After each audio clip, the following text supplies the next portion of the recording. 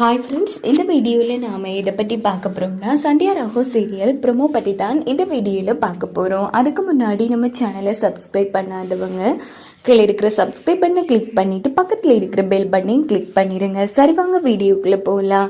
இங்கே பார்த்தோன்னா மாயா எனக்கு இந்த கல்யாணமே வேணாம், தப்பு பண்ணிட்டேன், என்னை மன்னிச்சிருங்க பெரியப்பா அப்படின்னதும் கிஷோர் சீனு ரெண்டு பேருமே அதிர்ச்சியாகிறாங்க. மாயா என்ன பண்ணிட்டுருக்க, கடைசி நொடியில் கல்யாணம் வேணான்னா என்னம்மா அர்த்தம்? இல்லைப்பா எனக்கு வேணாப்பா, எனக்கு பெரியப்பாவோட கௌரவமும் அவங்க குடும்பமும் தான் எனக்கு முக்கியம், அதுக்கப்புறமா தான் என்னோட காதல் எல்லாமே, என்னோட ஒரு காதலுக்காக இந்த சொந்த பந்தத்தை நான் இழக்க விரும்பலை அப்படின்னு சொன்னதும் சீனுவுக்கு என்ன பண்ணுறதுன்னு தெரியல, செம்ம காண்டில் அந்த இடத்துல நின்றுட்டு இருக்காங்க. இந்த பக்கம் நம்ம ரகுராம் எப்போ என்னோட மாயா என்னோட குடும்ப கௌரவத்துக்காக தன்னோட வாழ்க்கையை தியாகம் பண்ணாலோ இன்னையிலிருந்து என்னோட மாயா என்னோட பொண்ணு அப்படின்னு சொல்கிறாங்க. இதை கேட்ட மாயா ரொம்ப சந்தோஷப்படுறாங்க. மாயா தப்பு பண்ணாத மாயா, அவங்க கௌரவத்துக்காக நீ வாழ்க்கையை தியாகம் பண்ணாதேங்கிற மாதிரி நம்ம கிஷோர் எவ்வளவோ சொல்லி பார்க்குறாங்க. ஆனால் மாயா கேட்குற மாதிரி இல்லை. இங்கே பாருங்கப்பா, பெரியப்பா சொன்னதை கேட்டீங்களே, இன்னையிலேருந்துனா அவரோட பொண்ணு, அவர் யாரை கை காமிக்கிறாரோ அவனை தான் நான் கல்யாணம் பண்ணிப்பேன் அப்படின்னு சொன்னதோ சீனுவுக்கு இடியே விழுந்த மாதிரி போயிடுது. இந்த பக்கம் நம்ம ரகுராம் மாயாவை நினைச்சு ரொம்ப பெருமைப்படுறாங்க. ஏண்டி ஒருத்தனை காதலிச்சதும் இல்லாம கல்யாணம் வரைக்கும் இப்ப கல்யாணம் வேணாம்னா என்ன அர்த்தம் அண்ணே, இது கொஞ்சம் கூட சரியில்லைன்னு அந்த பையனோட நிலைமையை யோசிச்சு பார்த்தாலும் அப்படின்னு நம்ம பார்வதி நம்ம பத்மாலாம் ஏற்றி விட்டுட்டு இருக்காங்க. இங்க பாருங்க, என் பொண்ணு சரியான முடிவு தான் எடுத்திருக்கா. என் பொண்ணோட இடத்துல எந்த ஒரு பொண்ணா இருந்தாலும் கண்டிப்பா திருட்டு கல்யாணமே பண்ண போயிருப்பா. ஆனா அவ நம்ம குடும்பத்தோட ஆசீர்வாதத்தோட தான் இந்த கல்யாணம் நடக்கணும்னு எங்கிட்டு இருந்தா.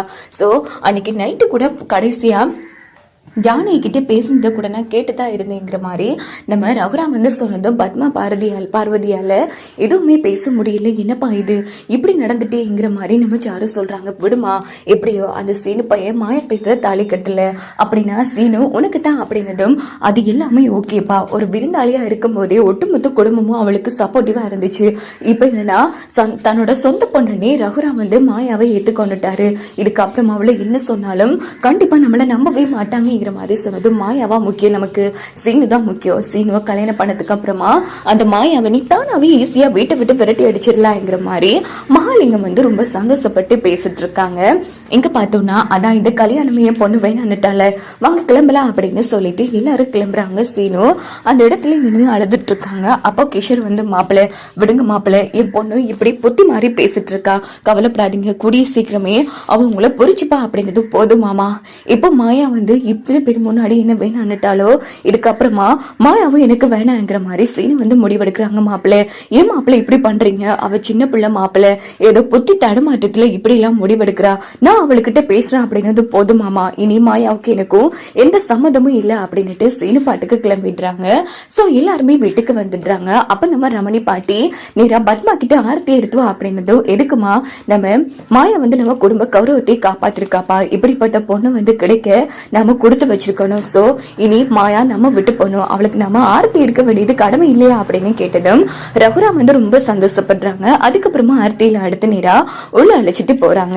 மாயா ரூம்ல ரொம்ப ஃபீல் பண்ணி அழுதுட்டு இருக்காங்க. அப்போ ஜானகி தானா ரெண்டு பேரும் வராங்க. என்ன மாயா இப்படி பண்ணிட்டு, ஒரு பொண்ணு எதுவுமே ஒரு பொண்ணு இந்த ஒரு விஷயத்துல துணிச்சு இப்படி பண்ணவே மாட்டா, ஏமாயா இப்படி பண்ண, நீ உன்னோட சைட்டையும் நம்ம குடும்பத்தையும் யோசிச்சு பார்த்தியா, ஆனா உன்னை காதலிச்ச அந்த பையனை யோசிச்சு பார்த்தியா அப்படின்னு கேட்குறாங்க. உடனே மாயா என்ன மன்னிச்சிருங்க பெரியம்மா, எனக்கு நம்ம குடும்பத்தை விட என் காதல் பெருசா தெரியுது இல்ல, என் அம்மா பண்ணது தப்பு கிடையாது, அதுக்கு காரணம் அவங்க காதல எல்லா குடும்பமும் ஏற்றுக்கொள்ள மாட்டாங்கன்னு தான் அம்மா பயத்துல ஓடிட்டாங்க. ஆனா எனக்கு அப்படி பண்ண தோணல பெரியம்மா, எனக்கு குடும்பம் வேணுங்கிற மாதிரி மாயா ரொம்ப ஃபீல் பண்ணி அழுதுட்டு இருக்காங்க. ஜானகி என்ன பண்றதுன்னு தெரியல, அவங்க ஒரு பக்கம் தவிக்கிறாங்க. சீனு மாயா மேல சம காண்டில் இருப்பாங்க. இன்னொரு பக்கம் சீனு மொட்டை மாடியில நின்று யோசிச்சுட்டு இருக்கும் போது மாயா வராங்க. சீனு நான் சொல்றத கேளு போதும், நீ யாரு ஃபர்ஸ்ட், உனக்கு எனக்கு எந்த சம்மதமும் கிடையாது, நான் சாரு காலத்துல தாலி கட்டுறது உறுதி, தயவு பண்ணி இனிமேல் என் மூஞ்சிலேயே முடிக்காதேங்கிற மாதிரி சீனு ஒரு அதிரடியான முடிவெடுப்பாங்க. இப்படித்தான் வரக்கூடிய ப்ரோமோ எடுத்துட்டு போ.